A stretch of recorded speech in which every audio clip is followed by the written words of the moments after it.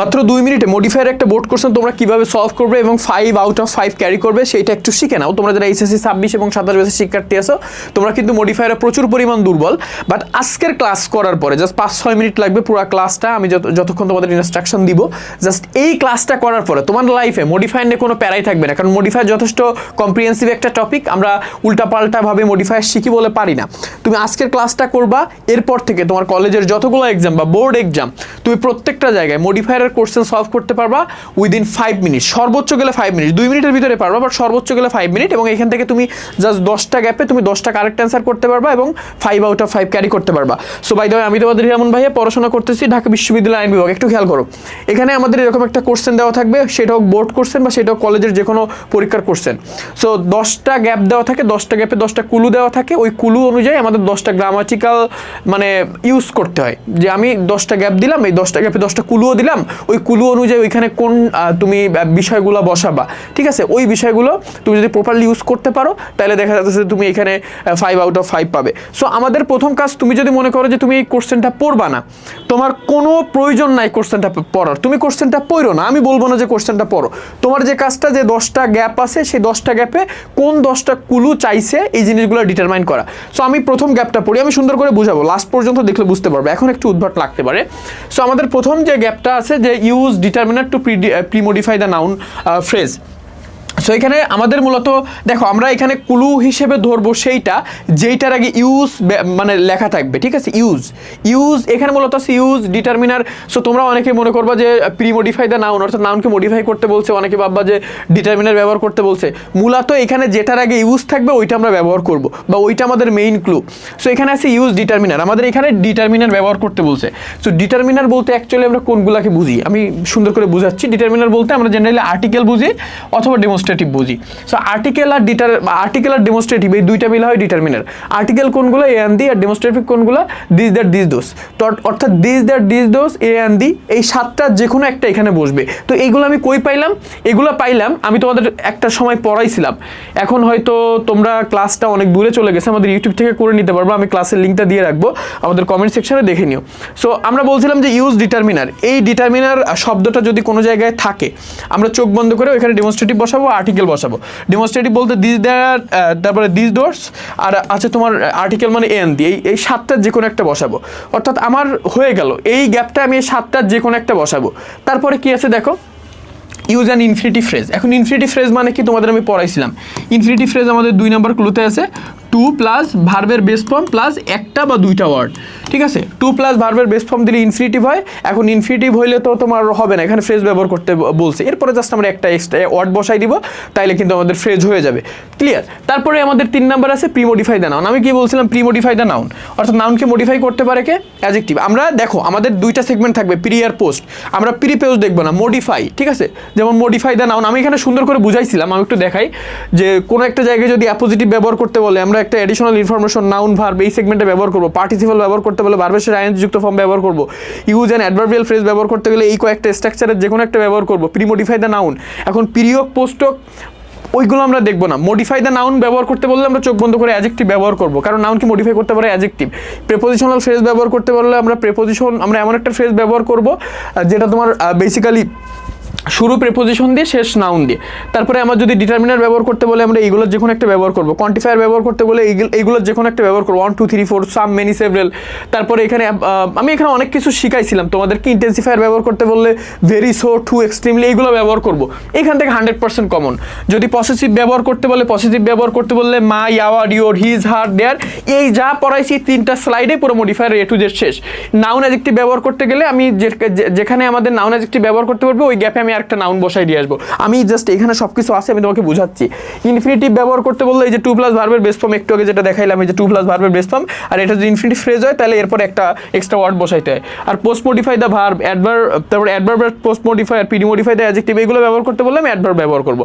So এখানে দেখো আমার প্রিমোডিফাই দ্য নাউন মানে আমি বুঝতেছি আমার এখানে একটা অ্যাডজেক্টিভ বসবে, আমি এখানে একটা অ্যাডজেক্টিভ বসাবো, আমি বুঝে ফেললাম যে আমার কোনখানে কোন পার্টস অফ স্পিচ ব্যবহার করা লাগবে, আর এখানে অ্যাডজেক্টিভ ফ্রেজ ব্যবহার করতে হবে, অর্থাৎ মানে দুইটা ওয়ার্ড আমাকে এখানে ব্যবহার করতে হবে, একটা অ্যাডজেক্টিভ তার সাথে অ্যাডিশনাল কোনো কিছু একটা যোগ করে আমাকে ওইটা অ্যাডজেক্টিভ ফ্রেজ করতে হবে, তারপরে অ্যাডভার্বিয়াল ফ্রেজ ব্যবহার করতে হবে এখানে, ঠিক আছে। অ্যাডভার্বিয়াল ফ্রেজ কেমন তুমি কিন্তু খুব ভালো করে জানো, ঠিক আছে। মেইনলি টাইম নির্দেশক কোনো কিছু বসাই দিলে আমরা খুব ইজিলি অ্যাডভার্বিয়াল ফ্রেজ ক্রিয়েট করতে পারি। ওখানে আবার প্রিমোডিফাই দ্য নাউন, অর্থাৎ এখানে একটা অ্যাডজেক্টিভ ব্যবহার করতে হবে। তারপরে কি আছে দেখো, তারপরে এখানে আছে ইন্টেন্সিফায়ার ব্যবহার করতে হবে। আমি তোমাদের এখানে দেখাইছিলাম না ইন্টেন্সিফায়ার, ওই যে ভেরি ঠেরি কিছু একটা ব্যবহার করে দিলে হয়ে যায়। কই ইন্টেন্সিফায়ার যে ভেরি টু এক্সট্রিমলি এইগুলো যে কোনো একটা ব্যবহার করলে হয়ে যায়। তুমি দেখো কি পরিমাণ তুমি মজা পাও। এখানে premodify the noun with noun adjective, অর্থাৎ এখানে তোমার মূলত যে কাজটা করতে হবে একটা নাউন অ্যাডজেক্টিভ ব্যবহার করতে হবে।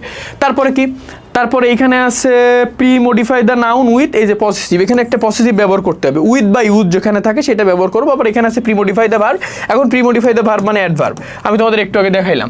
সো এখানে যদি দেখো, এখানে আমরা এবার পুরোটা পড়লে বুঝতে পারবো যে man has dash use determiner two premodify the noun phrase, inborn curiosity to know the unknown dash use an infinitive phrase. So এখানে মূলত man has dash inborn curiosity, অর্থাৎ এখানে আমরা একটা ডিটারমিনার ব্যবহার করি। ডিটারমিনারের মধ্যে কী ছিল, ডিটারমিনারের মধ্যে ছিল আমার আর্টিকেল, অর্থাৎ এ এন আর দি, ঠিক আছে, এ অ্যান দি ছিল। আর আমাদের যে তোমার ডেমনস্ট্রেটিভ দিস দ্যাট দিস দোস, ঠিক আছে, দিস দ্যাট দিস দোস, এ সাতটার ভিতরে যে কোনো একটা হবে। সো এখানে কি আছে, ইনবর্ন। সো আমি এখানে বুঝতেছি এইটা মূলত আমার হবে একটা আর্টিকেল, যে ম্যান হ্যাজ ইনবর্ন কিউরিওসিটি, মানুষের সহজাত একটা কৌতূহল থাকে, টু নো দ্য আননোন, অচেনাকে চেনার, এবং ঠিক আছে ড্যাশ টু, আমার এখানে অবশ্যই টু আনতে হবে, কারণ আমার ইনফিনিটিভ ফ্রেজ করতে হবে। ইনফিনিটিভ ফ্রেজের গঠন কি, টু প্লাস ভার্বের বেস ফর্ম প্লাস তোমার একটা দুইটা এক্সট্রা ওয়ার্ড। তো এখানে কি আছে, টু সি দ্য আনসিন, ঠিক আছে, সো সি দ্য আনসিন, অর্থাৎ মানুষের একটা সহজাত প্রবৃত্তি থাকে যে জায়গাগুলো সে মানে যে বিষয় সে জানে না সেই বিষয়ে জানতে চায়, এবং যে জিনিসগুলো সে দেখে না সেই জিনিসগুলো দেখতে চায়, ঠিক আছে, হয়ে গেল। অর্থাৎ man has an inborn curiosity to know the unknown and to see the unseen, simple. তারপরে কি, he likes to see new place, সে নতুন জায়গা দেখতে পছন্দ করে। ওয়ান্টস টু নো অ্যাবাউট, সে মানে জানতে চায়, কি কোন বিষয় জানতে চায়, দেখো premodify the noun dash nation, কি নেশন সম্পর্কে জানতে চাই, দেয়ার কালচার সম্পর্কে, দেয়ার তোমার ম্যানার্স অ্যান্ড রিলিজিয়ান্স। সো এখানে নিজেদের সম্পর্কে তো আর কেউ জানতে চাবে না। সো আমি যদি এখানে দিই যে ডিফারেন্ট বা আদার, এটা দিলে কিন্তু হয়, ঠিক আছে। প্রিমোডিফাই দ্য নাউন মানে আমার এখানে মূলত ব্যবহার করতে হবে একটা অ্যাডজেক্টিভ, ঠিক আছে। সো ডিফারেন্ট কিন্তু একটা অ্যাডজেক্টিভ, অন্য রকম বা অন্য, যে wants to know about different nation, অন্য একটা জাতি সম্পর্কে, তাদের কালচার, তাদের ম্যানার এবং রিলিজিয়ন সম্পর্কে জানতে চায়। তারপরে কি, bookish knowledge is dash use adjective phrase. So bookish knowledge মূলত কি বলতো, বুকিশ নলেজের একটা তোমার মানে গুণের কথা এখানে বলতেছে, যে একটা গুণ বলতেছে বা একটা কোয়ালিটি বা একটা বৈশিষ্ট্য বলতেছে এখানে। সো এখানে বুকিশ নলেজ আমি যদি ইজ নট ইনাফ,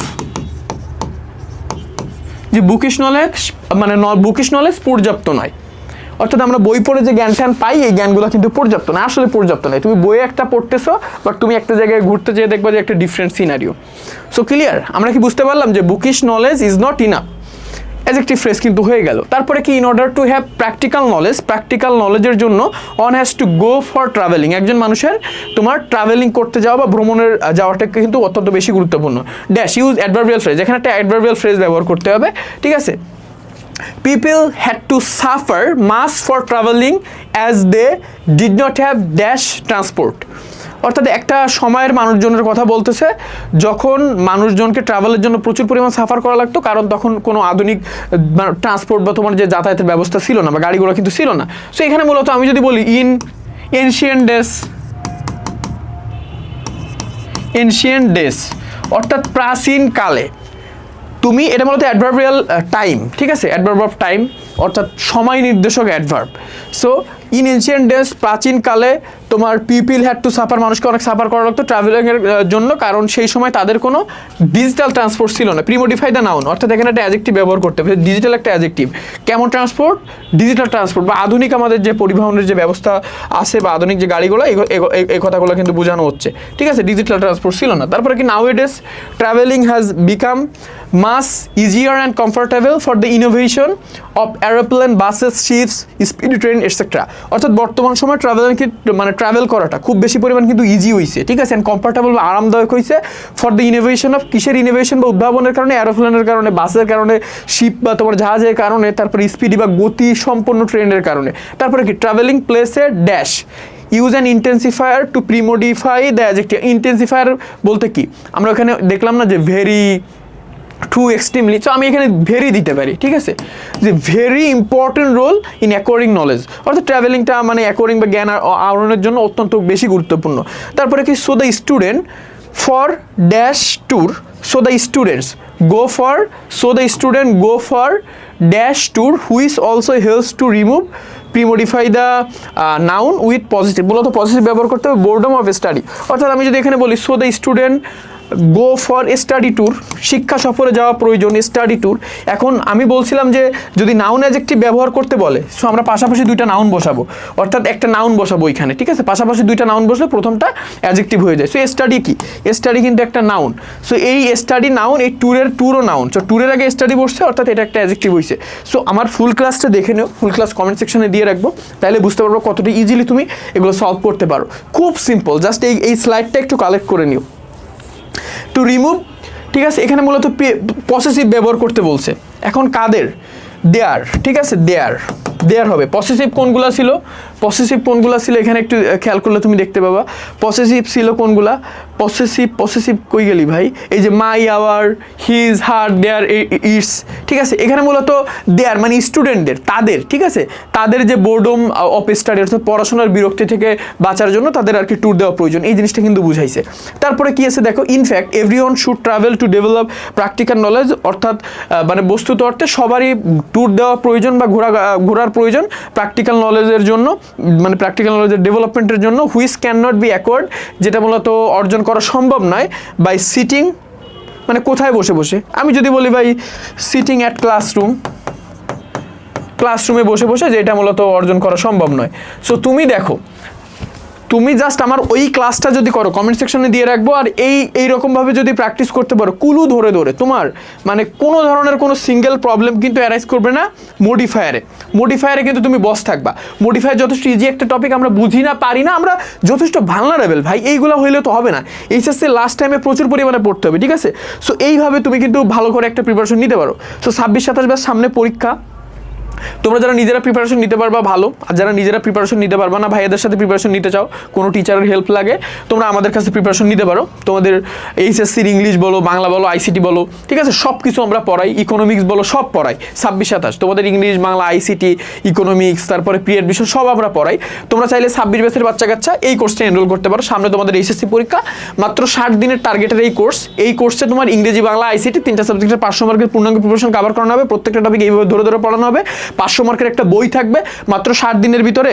ইংলিশের 2টা পার্টে 200 মার্কের ফুল প্রিপারেশন, বাংলা 2টা পার্টের ফুল প্রিপারেশন, মানে ফুল মাত্র 60 দিনে। তুমি এক একটা সাবজেক্ট তুমি এত কম্প্যাক্ট আকারে মাত্র 20 দিনের ভিতরে তুমি ইংলিশের পুরো 200 মার্কের পূর্ণাঙ্গ প্রিপারেশন নিতে পারবা। মাত্র 20 দিনে বাংলা 200 মার্কের 2টা পার্টের পূর্ণাঙ্গ প্রিপারেশন। আইসিটি 6টা চ্যাপ্টারের সিকিউ, এমসিকিউ, এসকিউ পুরাপুরি এ টু জেড কভার করতে পারবো মাত্র 20 দিনে, ঠিক আছে। আর 500 মার্কের একটা কোর্সে 500 মার্কের একটা বই থাকবে। এখানে যারা পড়বেন সবাই ঢাকা ইউনিভার্সিটির। তুমি চাইলে আমাদের এই যে ওয়েবসাইট স্বপ্নরাবি.com, এই স্বপ্নরাবি.com লিখে সার্চ করে এখান থেকে ভর্তি হয়ে যেতে পারো। তোমাদের ফাইনাল রিভিশন কোর্স এইটা। আর যারা 27 ব্যাচের শিক্ষার্থী আছো, 27 ব্যাচের পোলাপান, তোমরা চাইলে আমাদের এই কোর্সে ভর্তি হতে পারো। তোমাদের এইচএসসি লাইফের সামনে যে 1 বছর আছে, এই 1 বছর তোমাকে বাইরে কোথাও পড়া লাগবে না। এই কোর্সটা এখন ডিসকাউন্টে মাত্র 1690 টাকায় ভর্তি হতে পারবা।